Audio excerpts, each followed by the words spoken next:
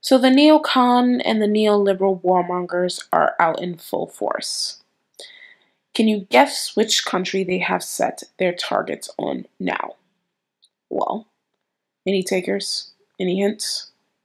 General Wesley Clark told us years ago, the faces and the names may change, but the goals and the objectives of these people stay the same. It has always been this country for them. It will always be this country for them. This is the end game for these crazy ass lunatics, and they are finally starting to put some of those goals into motion. Their target will and always will be Iran.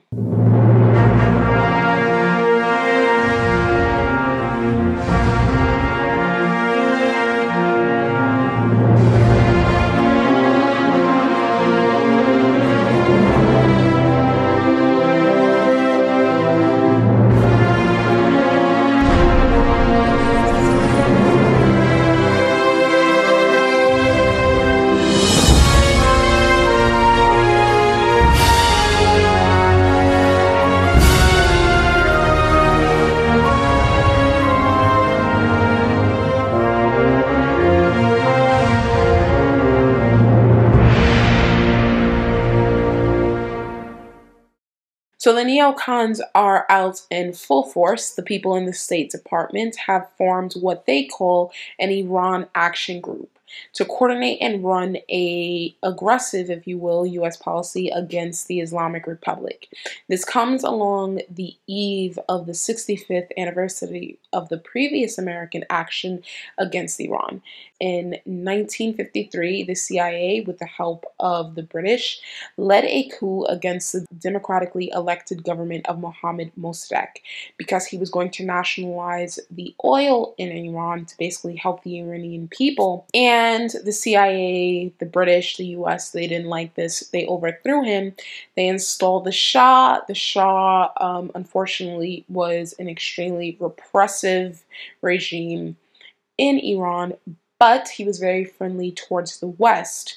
And in 1979, the Iranian people overthrew the US-backed government and created the Islamic Republic of Iran, which we currently see today. The current US Secretary of State, Mike Pompeo, announced the creation of an Iranian Action Group, saying that this initiative would be directing, reviewing, and coordinating all aspects of the State Department to Iran-related activities. Now, the group will be headed by Senior Policy Advisor Brian Hook, who is currently the State Department's Director of Policy Planning. Brian Hook is a State Department official who served as an advisor to John Bolton in 2006 when John Bolton was U.S. Ambassador to the United Nations. In May, President Trump withdrew from the Iran nuclear deal despite protests from his European allies. The agreement saw Iran drastically scale back its nuclear program in exchange for lifting economic sanctions. Now, if you don't know, sanctions, especially sanctions on the economy, is a form of war because it doesn't allow a country's economy to be at its full potential. You won't have a strong currency. Members in your private sector is not able to do business because they can't engage in international trade and things like that. So it hurts the country in the long run because its people will not have money in their pocket. They won't have access to certain things. It could be sanctions against your business sector, your medical sector, depending on what the sanctions entail and who they are blocking from using certain currencies, certain banks. Washington reimposed sanctions on Iran earlier this month with more measures against the Islamic Republic's oil industry, which is set to take place in November. Pompeo has called the deal flawed and is vowing to pressure Tehran in a campaign of support for the long-suffering Iranian people. And when I hear statements like this from U.S. officials, it's just such bullshit for me, and I don't believe it. It's the same way we were helping the Libyan people when we destroyed their country and now have open slave markets. It's the same way we're trying to support the Syrian people by arming jihadists and helping engage in a color revolution in their country. And the jihadists were in turn massacring Yazidis, the Syrian Christians, destroying and hurting ethnic populations when the country lived in relative peace. They had its issues, but like every country has issues, which is for that government of that country to work through, not for the US to start foaming color revolutions so they can act out their geopolitical goals. Now, Pompeo said his hope is that one day we can reach an agreement with Iran, but we must see major changes in the regime's behavior both inside and outside of its borders. As an American, watching the relationship between Iran and the United States sometimes is very upsetting for me, because it seems as if a lot of people, when it comes to Iran, have blinders on. Like, they seem very confused as to why the Iranians are always screaming death to America, why they hate us. Well, look at what we have done in the Middle East. We armed and gave Saddam Hussein chemical weapons in his war against the Iranians, which gassed and killed hundreds of thousands of people. We constantly talk about overthrowing their nation. We overthrew many of their neighbors, ruining and destabilizing a part of the world where they have to live in. The American government bombed a Iranian civilian passenger plane, killing all of the civilians on board.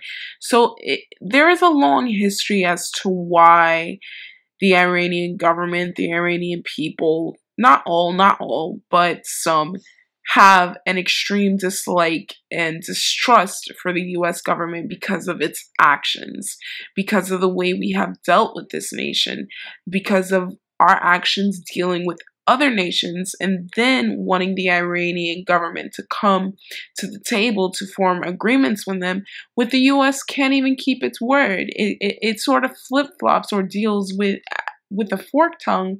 We say one thing on one side of our mouth, and then the other side of our mouth, we say something completely different and do something completely different when we sign deals and agreements with our allies and totally renege on them. So they have reasons not to trust us, and we have reasons not to trust them because of past behavior that the Iranian government has engaged in itself, not keeping up their end of the bargain, doing sneaky things as well. So it's a mutual distrust and dislike on both sides. Now, I'm not saying that Iran is a totally innocent nation. They back Hezbollah. They have their own regional influence and are slowly but surely gaining more power in the region, but that's because of US blowback, because of the nations we overthrew, because of the nations that we've destroyed. You can't ask a nation to have good and positive relationships with you when your past history shows that you don't give a fuck about other nations, you don't care about their borders, you definitely don't care about their people, you don't care about these nations' national and geopolitical interests, you only care about the United States' geopolitical goals and getting and extracting the resources from these countries, which, if you want to have positive relations with a lot of these people, you have to come to the table as equal partners. Now, the National Iranian American Council, or NIAC, which is a Washington-based advocacy group, slammed the establishment of the Iran Action Group, calling it an attempt to implement Pompeo's quote-unquote dangerous vision for Iran without the scrutiny of State Department officials. Now, the Iran Action Group echoes the lead up to the 2003 invasion of Iraq, when the George W. Bush administration launched the Official of Special Plans out of the Pentagon to cherry-pick intelligence and make the case for a bloody war. The NIAC President Jamal Abid said in a statement, "It is particularly alarming that Brian Hook, a person who touts his ties to John Bolton and oversaw a disastrous deterioration of Iran policy, is tasked with escalating tensions with Iran and sabotaging diplomatic opportunities." People need to not forget, you have a lot of neocons in the Trump administration. These people Their faces may change, but the goals and objective of these lunatics stay the same. They want to see Iran fall. Iran is the golden nugget which got away from these people. They broke away from US goals, and they have never forgiven Iran for overthrowing their puppet regime and putting in a government which Iranians, some may like, some may not, but that is up to the Iranian people, without help of the US government, to change their government and put in something where they can be happy. If they're currently happy with the Islamic Republic, by all means, I'm happy for them. If they aren't, then it's up to the Iranian people to change their government. The US has been doing this shit for decades. We have been doing this all over the Middle East, in South America especially. We've been trying this shit in East Asia. Like, it needs to stop. And the fact that, especially when it comes to Iran, the American people have blinders on. Like, they don't see the bullshit being fomented. Okay, so I think it's important to know who the president is surrounding himself with, who Brian Hook is, because these are the people who are going to be implementing President Trump's policy and his vision towards Iran. So Brian Hook has known John Bolton, the National Security Advisor, for years. Hook served as his senior advisor, overseeing sanctions on Iran, among any other issues. Now, under the presidency of George W. Bush, Hook held the positions of Assistant Secretary of State for International Organization Affairs. He was also the senior advisor to the U.S. Ambassador to the United Nations. He was also the special assistant to the President for Policy in the White House Chief of Staff's office, as well as the position of a counsel at the U.S. Justice Department. Brian Hook has made it clear that the Iran Action Group's goal is to reduce every country's import of Iranian oil to zero by November 4th. Now, Hook has also made it clear that the group would implement Mike Pompeo's Iran strategy outlined by the Secretary of State during his 12 requirements speech in May of 2018. Under Mike Pompeo's plan, Iran has to withdraw from Syria, which technically Iran and Russia are legally in Syria, because according to the United Nations, the Assad government is still the legally recognized government of that nation. Tehran has to end its support for Hezbollah in Lebanon and the Houthis in Yemen. Now, people need to understand that we are currently backing the ousted regime in Yemen, and we are helping the Saudis try to put their puppet government back in place, which the Houthis overthrew. The Iranians also have to halt the development of their nuclear-capable ballistic missiles, which is basically leave their country defenseless. They don't want the Iranians to have any sort of weapons to try to deter U.S. aggression against their country. They also have to release U.S. citizens and provide the International Atomic Energy Agency, the IAEA, with access to all sites throughout the country.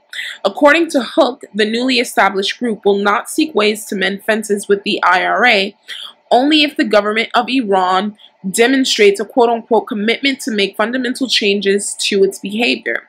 The U.S. president will only hold dialogue with Tehran to find solutions once these actions are implemented. Iran has denied that they are pursuing nuclear weapons or supporting terrorism, and has said that its recent detentions of American citizens occurred in response to national security offenses, which Washington has said that these allegations have been fabricated.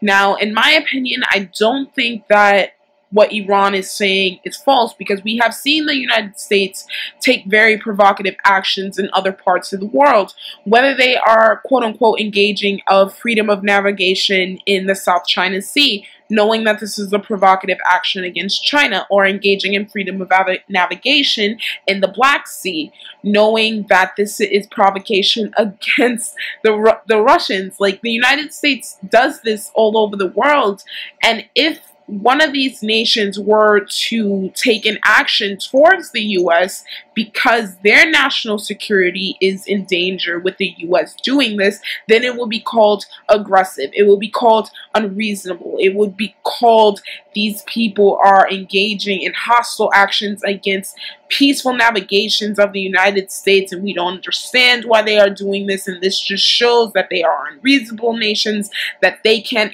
engage in proper diplomatic norms. This is the line of bullshit that you would hear from the US establishment every single time we do this. Now, Brian Hook refused to name the people who will be participating in the Iran Action Group, saying that he is working with a dedicated group, but said that it is launching with a core staff of several prominent personnel. The team is committed to a strong global effort to change the Iranian regime's behavior. In August, Trump signed an executive order reimposing many sanctions on Iran to levy quote-unquote maximum economic pressure on the Islamic Republic. Trump repeated his opinion that the 2015 international nuclear agreement with Iran was a horrible one-sided deal. Trump also warned that nations that do not gradually reduce their ties to the Iranian economy risk several consequences under the reimposed sanctions. Now, the leader of the Islamic Revolution, Ayatollah Sayyid Ali Khamenei, has ordered officials and institutions in charge to prepare to build up the country's enrichment capability in case the nuclear deal falls apart after the US unilaterally scrapped it.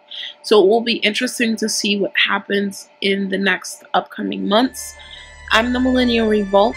Thank you guys so much for watching, and you have a wonderful day. Bye.